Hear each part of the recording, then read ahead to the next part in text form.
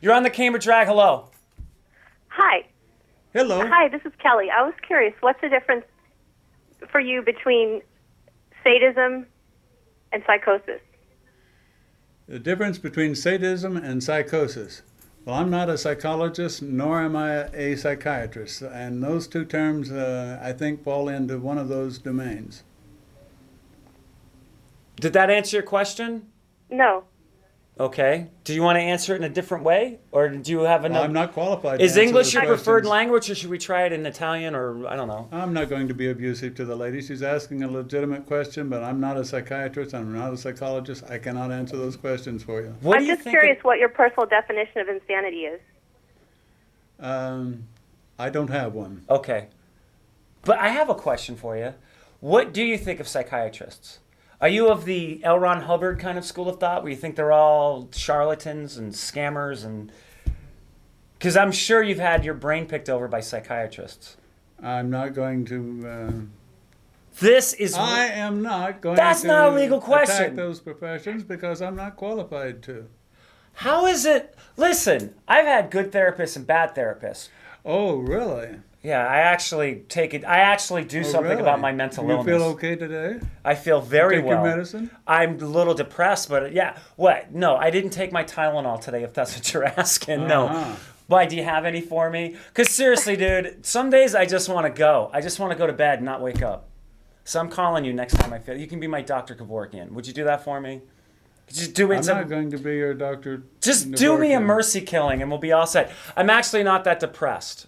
But maybe I do have a bit of a death wish hanging out with you. But I don't care. This is what I do. I guarantee you have I don't have a death wish?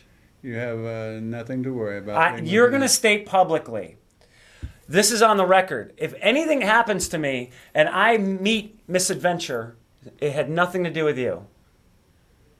I have, yes.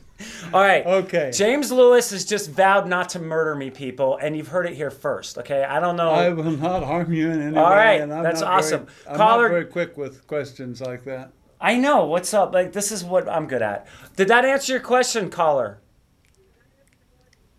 It does. Okay. Well, thank you for calling in. I really appreciate it. Okay. All right, great. Thank Thanks. you. Thank you. And thank you. So let me ask you this. I'm going to assume that there's a bad person in this book.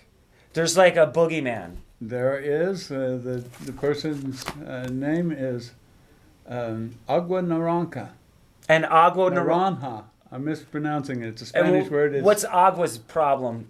Well, he is the arch nemesis of the person here. He is the person who's causing lots of problems. Did you base this character on me?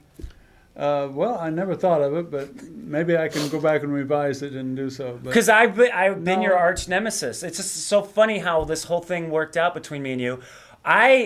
Well, his name means, in Spanish, means orange water. The crud from the pollution from the lead mines is orange, and it stains the small creeks and rivers orange.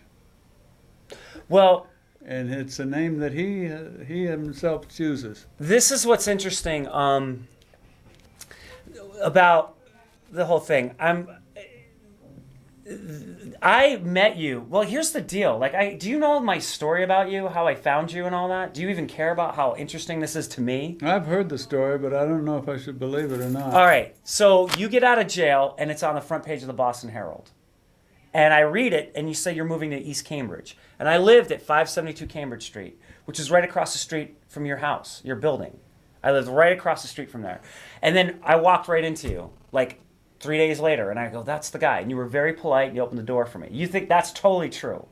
And I kind of put you If out you of my... say it's true, I It's believe absolutely it. true. And I would- nothing happened to you, did it? No, you opened the door and were very polite to me. Oh, my goodness. Then I start reading about you. 10 years later, I'm reading these FBI books, and I'm reading about you. And I go, what happened to this guy? So then I start Googling you. Because now at this point, I did this public access show where, this is my beat. This is my territory. And if there's a criminal of your element, or of your if you at the height of criminality that you've risen to, if everything you said is true, then it's upon me to bring this up. And so for the longest time, before even meeting you, I vilified you. I had you in my head and becoming verklempt. That's an American thing, is to vilify people. Oh, I know. Well, I mean, you had me convinced that This book deals with some of the vilification techniques. we're going to get into it. But you had me thinking, well, this guy murdered 8 people, and chopped one up and, poisoned people. Just, horrible, horrible, horrible crime. And you got away with it and you're living down the street from me. So that's when I decided to be like, okay, I got to be, because I'm not really a journalist. I like to be like this. I like to fancy myself as things that I'm not. You're a fake journalist? I am a student of gonzo journalism, which is a Hunter. What's a gonzo? You got to read some Hunter S. Thompson. But But for the audience, what's a gonzo? I don't know, a guy who infers himself in every goddamn story that he does and gets involved in it because I don't want to just.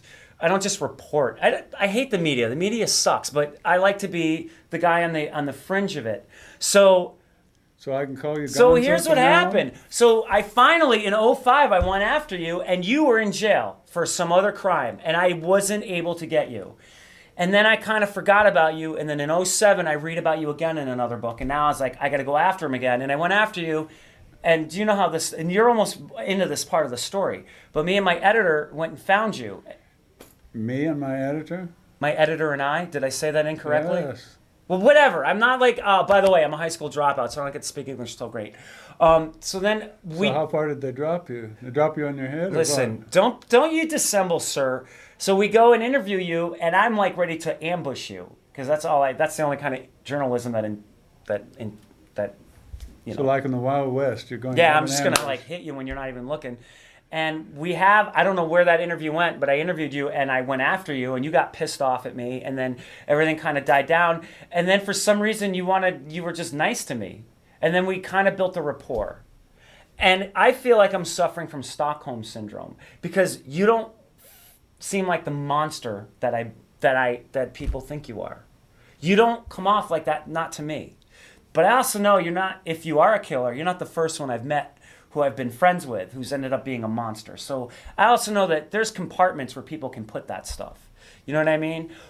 But you seem like a very nice guy. You have a lot of intelligence. You're very, you can... Flattery will get you everywhere. Dude, you can recite facts about things that if I ask a question about something, you know a lot about it. And it's just very curious to me. If you live long enough, you learn a few things. I'm like, without being terribly too gay, Truman Capote. You know what I mean?